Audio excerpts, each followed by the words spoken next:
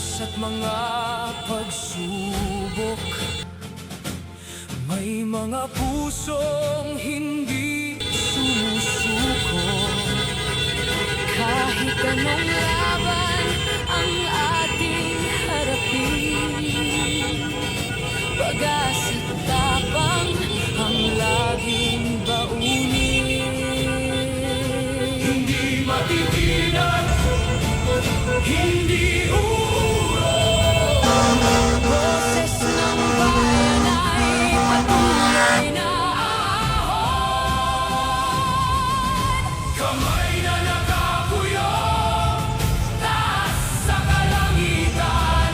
Para sa bayan, para sa kinabukasan. Kapit-bisig tayong maglalakbay, Hanggang sa tagumpay. ay ating makamtan. Maraming nagsabi na tayo'y mawawala, ngunit ang diwa'y lalo pang lumalakas. Sa bawat hakbang, sa bawat sigaw, pagmamahal sa bayan ang siyang ilaw. Kamay na nakakuyong, taas sa kalangitan. Para sa bayan, Para sa kinabukasan, kapit-bisig tayong maglalakbay, hanggang sa tagumpay. ay ating makamtan. At kung dumilim man ang paligid, Pag-asa natin ay hindi mapapawi. sama-sama walang iiwanan. Sa iisang adhika At paninindigan, kamay na nakakuyong, taas sa kalangitan. para sa bayan, para sa kinabukasan. Isang puso, isang sigaw, Pagmamahal sa bayan, ang magtatagumpay.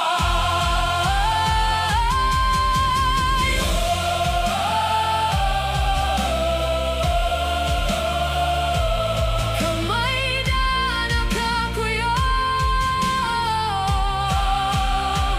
Para sa bayan, para sa kinabukasan.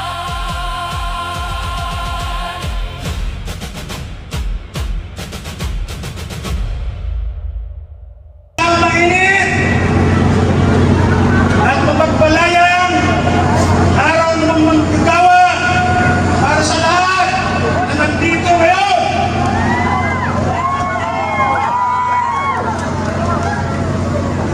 Alam namin na malayo yung mga pinanggalingan ninyo, lalo-lalo na yung galing sa Region 3, Bataan, galing sa Region 4A at sa iba-ibang lalawigan karating ng Metro Manila.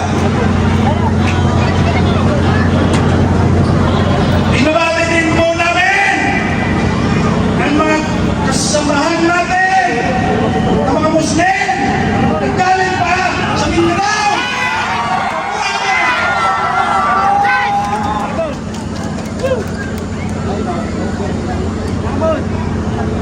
Konting yan, mainit po, mainit. Pero kasama po yan sa pagkikimana, sa pagkat. Marami pa tayong maharapin na pagkikibaga. Kaya itong araw na ito, panimula lang po ito. Panimula lang. Alam niyo po, ito ibabalita ko na sa inyo para matuwa naman kayo. In-interview ako ng JME kanina doon. Ako tayo umalis. Umikot po na sila yung mga reporter. Alam mo ang unang tanong sa akin, Atty. ano bang grupo ito? Sabi ko, ito ay isang federasyon asosasyon ng mga manggagawa dito sa atin. Eh bakit pa may mga maiisog yan? Sabi ko, talagang kasama namin yan. Sapagkat sumusuporta po yan sa advokasya sa mga manggagawa na matagal nang naghihirap at hindi asikaso pinapansin itong ating pamahay. Isa pa, ito baka sabihin nyo kukuha tayo sa ikupan ko. Sabi na nag-DNA, kaya nakikinig sila, parang hindi yan. Diba? Sa dami ko nang kinukuber, na Mayo 1, araw manggagawa, dito lang ako nakita ng ganito karami at ganito kaorganisado. Kaya mga kasama, palakpakan natin ang ating mga sarili.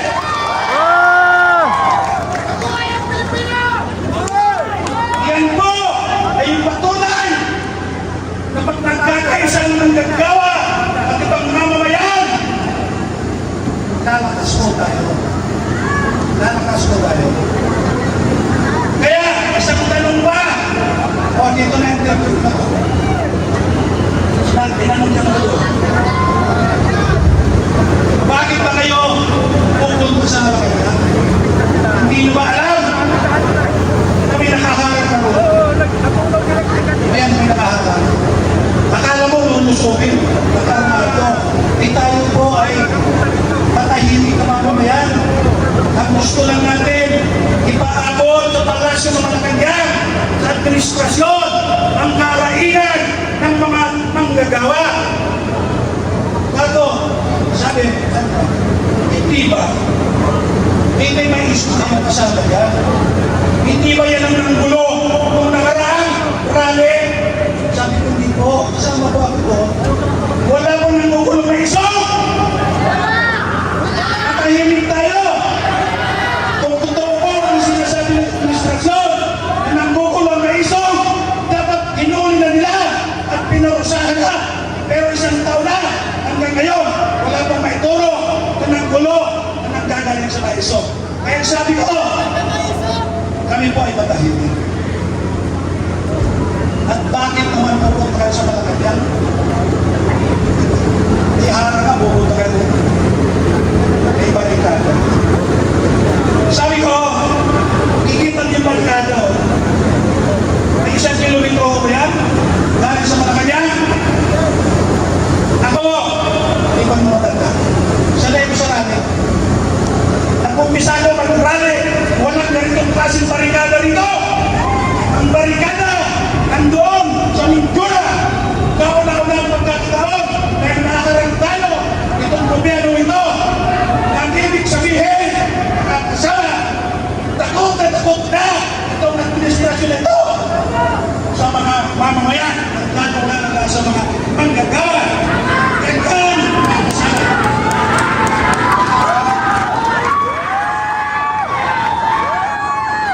Kita nyo, yung mga kasama natin pulis, ano? Usap kami din. Sabi ko, kami naman sa nagsarap. Hindi kami naggugulo. Payagan nyo lang kaming ipaabot ang aming mensahe. Kami ay mag-disperse ng mapayapa mamaya. Ilan o ang speakers ito? Sabi ko, initially 8. Pero kako, nung makita na marami itong nagrarally, may mga tumatawag sa organizations namin. Baka raw, gusto pumunta rito at magsalita rin. Alam mo, sabi ko, hindi na namin pinayagan. Sapagkat malamang, yung oras na nandito tayo, kulang yan para sa mga manggagawa. Kaya tayo na lang magsasalita. Kasama natin yung mga taga-Mainso.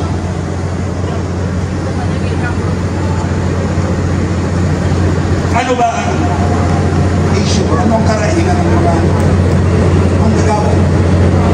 Siyempre po, lagi-lagi naman yan. Kailan pag guminawa ang buhay ng mga manggagawa? Kahit kailan, hindi. Pero sa panahon itong administration itong si Marcos, lalo lalo tayong naghihirap. Okay. Bakit kamo? Tingnan niyo yung ginagawa nila. Ha? Matagal na akong leader magagawa. Isa pa, sasabihin ko sa inyo, ito lang ang Mayo 1 na hindi inimbita at nagkaroon ng seremonya sa Malacanang. Umpisa pa doon sa kauna-una ng presidente. So yan ay nagpapakita na itong administrasyon na ito, walang pakiramdam, walang simpatya, at walang pagpapahalaga sa mga manggagawa. Bakit sa Malacanang po kayo magsasalita? Ako para makaabot sa kanila. Ayaw mo sasabihin ito. Sabi ko mga kaibigan natin po siya. Sabi ko, yung sasabihin naman namin ito, hindi na bago. Pero ipapaliwanag na namin sa inyo.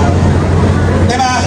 Sapagkat yung paghihirap ng mga manggagawa at mamamayan, tuloy-tuloy na paghihirap, lalo sa banal ito, ang pangunahing dahilan dyan, mga kasama, ay ang pagtaas ng bilihin, inflation.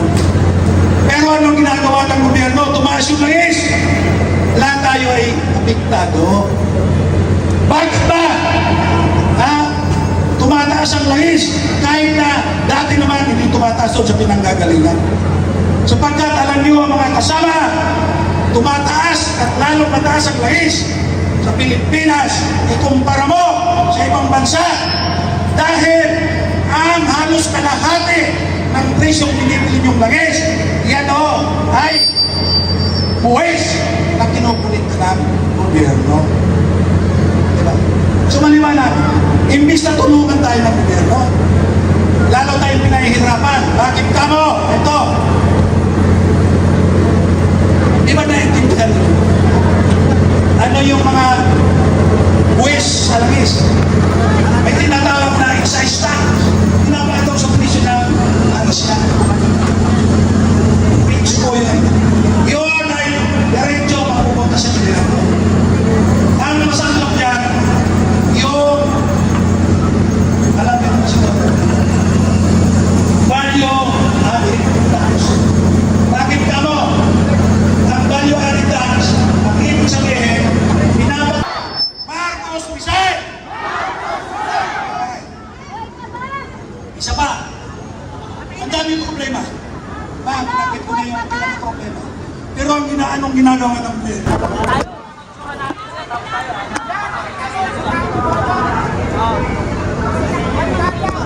Kaya po yung ating mga abogado, palitan ng magagawa, ang ating pag-tension po, mga kapulisan. Kaninang umaga natin po rin ang pagkakas po. Kami po may doon,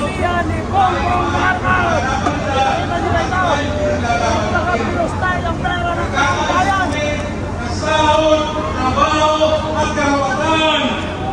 Pero hindi namin sinisigaw ang Duterte impeachment. Ang sinisigaw namin dito sa harapan ng Kanyona, BBM resign!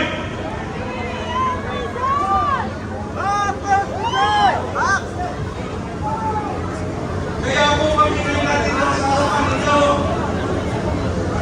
para mapakinggan ninyo yung dating na po ang gagawa na hindi na po kami nakakain 3 beses sa isang araw. Ang sinasabi ko ng administrasyon ay wala ko raw krisis sa Pilipinas. Papaano naman ang krisis sa Pilipinas?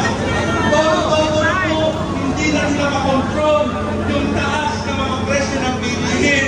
Hindi nila makontrol yung pagtaas ng langis. Bago na ganap ang gera sa Middle East. Dito po, may pondo ng isang buwan yung mga oil companies. 2 linggo pa lang po, biglang bumuluso ang pagtaas ng presyo ng langis. Sino po ang nakinabang dyan? Yubay ang mga oligarch, ang mga foreigner, mga oil refinery, pinasamantala sa taong bayan. Kaya ito po kami ngayon hindi na makita papaano namin ibabudget ang isang araw, 2 araw ang pasok na mga manggagawa, lalong-lalo na sa hanay ng transportasyon. Ang ayuda,